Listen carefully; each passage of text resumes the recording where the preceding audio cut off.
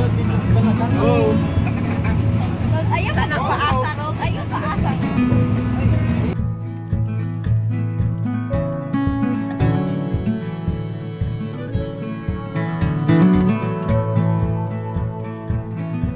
What did you say? Bro?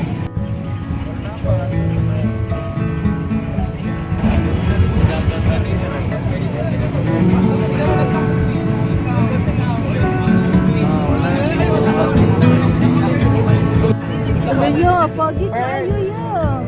Let's go, foggy.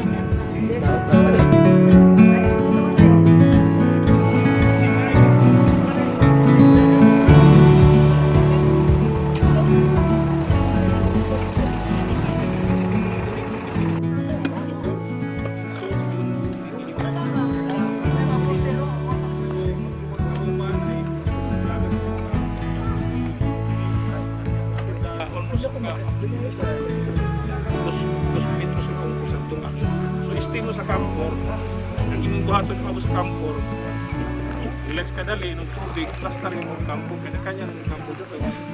Pili lang mo sa kampo, nga di sa may tala, kaya sinikulan mo bahaan mo.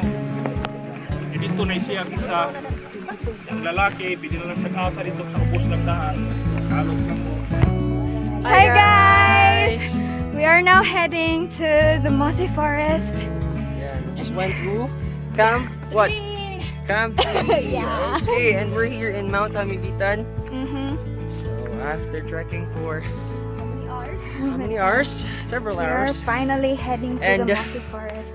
A few glasses of sweat. Yeah. So we're right here, guys, and we're heading to the mossy forest. So See you later. See you later.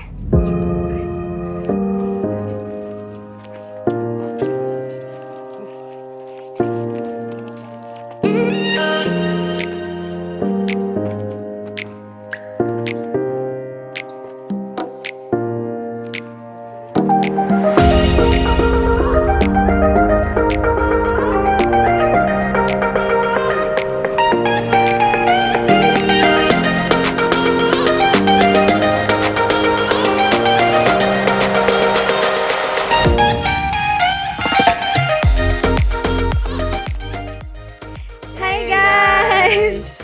We're back and we're here at the mossy forest. And, yeah. Okay, we're gonna turn. Sorry, guys.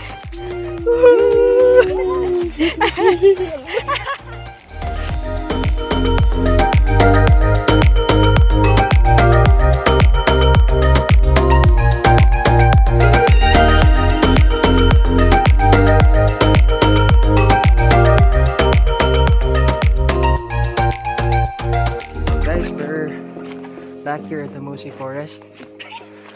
Almost slipped, guys. Okay, guys, so if we're gonna look at the surroundings, so there's not much sunlight because the foliage of the trees here covers the sunlight. So Such tall trees. yeah, so the trees are not also that big, and if we could look at the ground that we're stepping on, there are lots of leaf litters and the roots are protruding from the ground, so it's quite tricky to step on. Talking about this ecosystem, so there's basically lots of mosses in here, so that's why it's called the mossy forest. So you could observe here, so we can see some mosses growing on the roots, and there's also some growing on Here, yeah. there are lots of mosses in this rock. Okay, so there's besides the trees, there are also some mosses that are growing in or on rocks. Okay, there we go. So why do these mosses grow in such places? So mosses, guys, they don't actually have roots, so they can't absorb water. That's why the environment that they need to grow in should have a very humid climate, and it's also warm without direct sunlight, because if there's direct sunlight, these mosses, okay, this mosses right over here, will get easily dehydrated. Also, if you would observe, there are some lichens growing on the trees, on the tree trunks. So lichens are symbiotic organisms, so they grow. Okay, so guys, in the mossy forest, in the higher areas of the forest, so where the foliage of the trees grow, they get their energy source from direct sunlight and from water from rain and also from the wind to disperse their seeds or the pollens from some of their flowers. And also,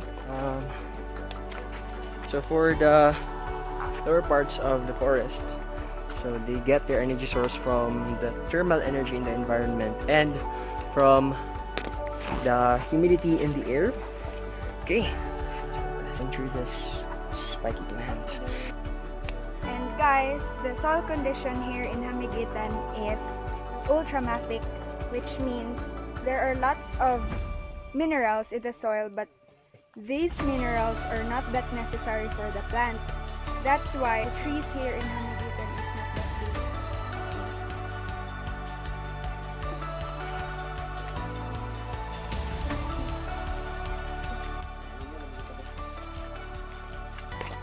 There's a butterfly, guys.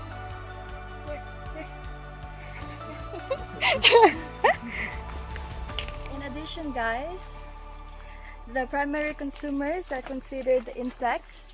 One example is the butterflies. There are lots of butterflies here. Yes, those are some of the primary consumers in the mossy forest.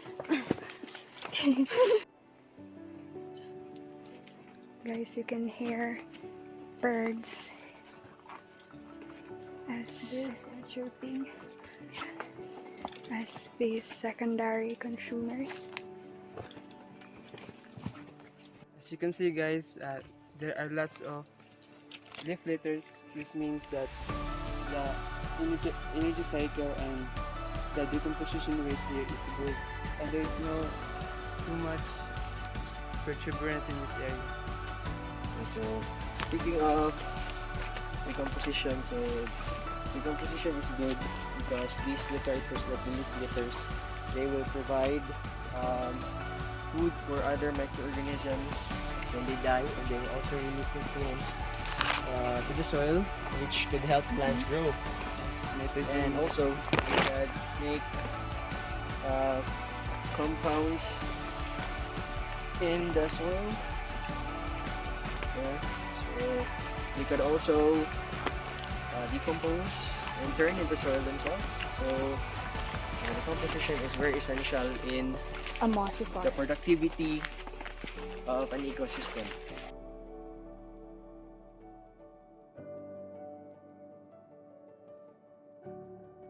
As you can see here, the soil in this area is ultramafic, meaning it is rich in minerals. One indicator of having a soil being ultramafic is the presence of a carnivorous plant, the pitcher plant. Yes.